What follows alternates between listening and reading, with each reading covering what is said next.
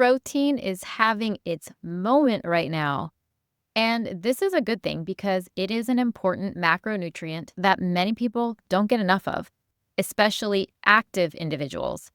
Protein is essential for building and repairing our cells. It gives us a metabolic boost thanks to the thermic effect of food. It maintains healthy skin and hair and nails. But today, it is not about the benefits of protein. It is about giving you the framework to pick out a protein powder that is high in quality and gives you exactly what it says it's giving you and nothing more, nothing less.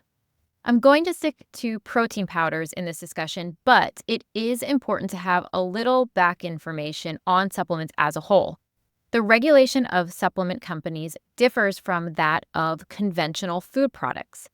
The reason for this is how supplements are classified and the legislative framework governing them. Supplements are treated as a subcategory to food, and they are not a drug, which have stringent requirements in both pre- and post-marketing.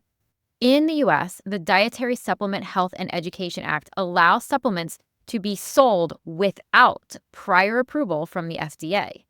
This doesn't mean it is the Wild West. Manufacturers are still responsible for ensuring their products are safe and claims can be substantiated by evidence or research. But the FDA does not review these claims before the product hits the markets. It is kind of like this. Manufacturers don't have to prove it is safe or live up to its claims unless they are essentially caught in the act post-market. This has to do with who is responsible for the burden of proof. Conventional foods have the burden of proof for safety and efficacy, but for supplements, it is actually up to someone else, like the FDA, to prove this product is unsafe or making false claims about what it can do. And this makes it more of a reactive approach rather than a proactive approach. Unfortunately, the FDA is limited on resources and can't comprehensively monitor every single new supplement that comes out to the market. Okay, back to protein powders. A deceptive practice among manufacturers is called protein spiking. This is a way to cut costs in protein powder manufacturing because, honestly, it is expensive to make protein powders. The bad thing is the shortcut is costing you, the consumer, and the price you are paying is not getting what's advertised. I don't know about you, but if the label says it has 20 grams of protein per serving, I want to have 20 grams of protein per serving, nothing less. This topic is crucial for anyone relying on protein supplements for their nutritional needs, particularly athletes, bodybuilders, and fitness enthusiasts, or anyone who actually cares what's in their product. Protein spiking, also known as amino spiking, nitrogen spiking, or protein adulteration. It is a tactic used by some supplement manufacturers to artificially boost the protein content stated on their product labels. How do they do this? The short, simple answer, they do it by adding cheaper filler ingredients, basically filling in with cheaper stuff to inflate fake amounts of protein content when tested. Doing this significantly dilutes the actual amount of high-quality protein. But how exactly does this work? Here is the longer, more scientific explanation. It all revolves around the standard method of measuring protein content in supplements, which is based on the nitrogen content.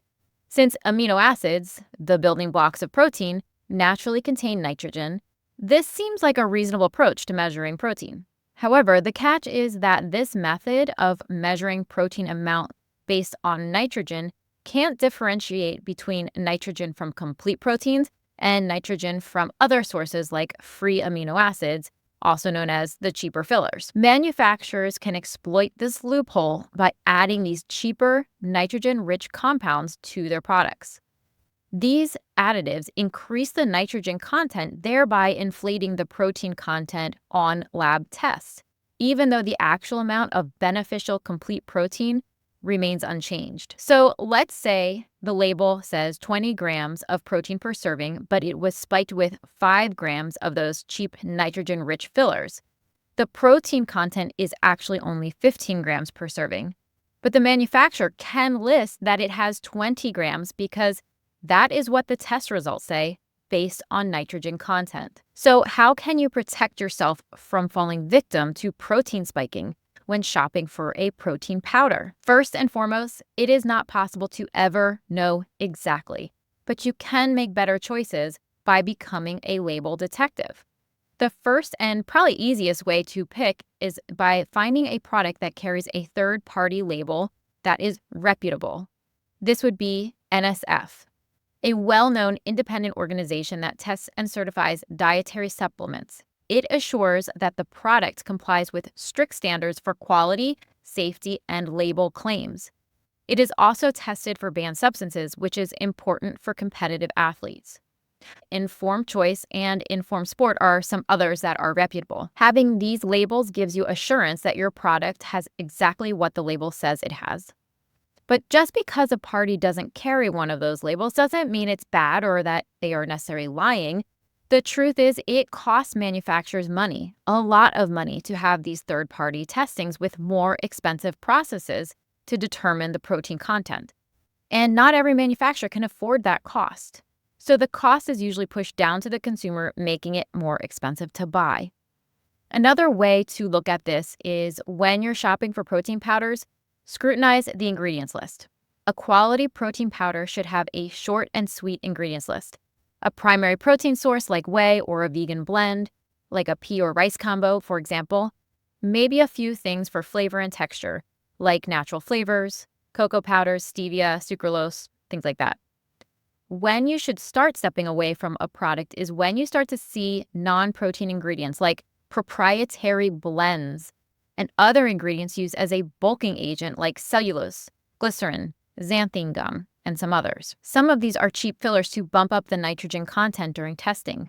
Others are bulking agents to increase volume and reduce cost with no nutritional benefit, also known as making it cheaper to make but offer you less. Personally, I am more likely to purchase a protein powder that, 1, has a third-party label, 2, simple, minimal, and important ingredients, 3, includes the amino acid profile.